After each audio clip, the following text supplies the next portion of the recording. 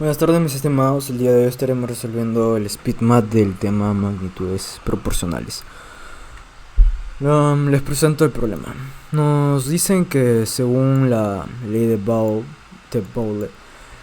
la presión es inversamente proporcional al volumen que contiene determinada cantidad de gas. ¿A qué presión está sometido un gas? Si al aumentar esta presión en 2 atmósferas el volumen varía en 40%.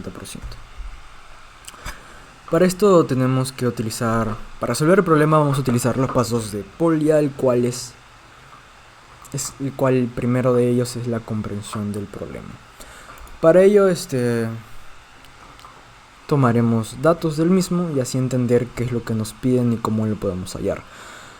Comenzaremos que la presión es inversamente proporcional al volumen, es decir, P es inversamente proporcional a V, volumen, ¿no? Y nos dicen ¿a qué presión está sometido un gas? Si al aumentar esta presión en 2 atmósferas el volumen varía en un 40%. Nos piden la presión de un gas si su presión es de 2 atmósferas y el volumen varía en un 40%. Es decir, disminuye en un 40% debido a que es una proporción inversamente. Sabemos que si uno aumenta el otro tiene que disminuir, entonces en este caso la palabra varía en 40% nos estaría dando a entender que disminuye en 40%. Procederemos al segundo paso, que es la elaboración de una estrategia, un plan, para el cual simplemente escribiremos la ecuación que nos piden, ¿no? Que en este caso nos dicen, sabemos que nos dicen que la presión es inversamente proporcional al volumen, eso es decir, que el P por volumen es igual a una constante, al igual que el dato que nos dan, que si esta presión aumenta en 2 atmósferas, es decir, P más 2 por el volumen, que en este caso ha variado en un 40%, es decir, a menos 40% al volumen original, eso quiere decir que nos quedaría 60%, y 60% si lo transformamos a números decimales es 0,6 del volumen, ¿no? Entonces ya tenemos nuestra ecuación donde la resolveríamos para la presión y así hallar lo que nos piden del problema. Pues procederemos a resolver, es decir, aplicar el planteamiento que hemos hecho. En este caso pasaríamos a multiplicar el 0,6V por PI por 2, quedándonos 0,6P más 1,2.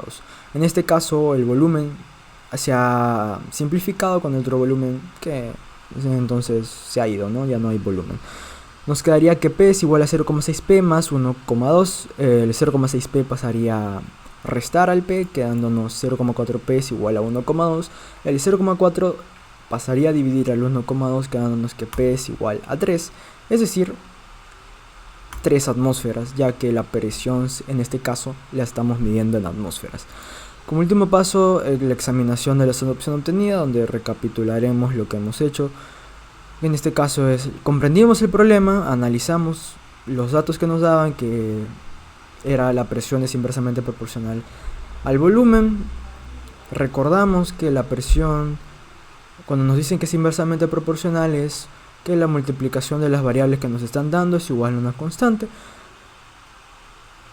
Y analizamos la pregunta para saber qué es lo que nos pedían, que en este caso pudimos elaborar un planteamiento en una ecuación diciendo que P por V es igual a P más 2 por 0,6V, ya que nos decían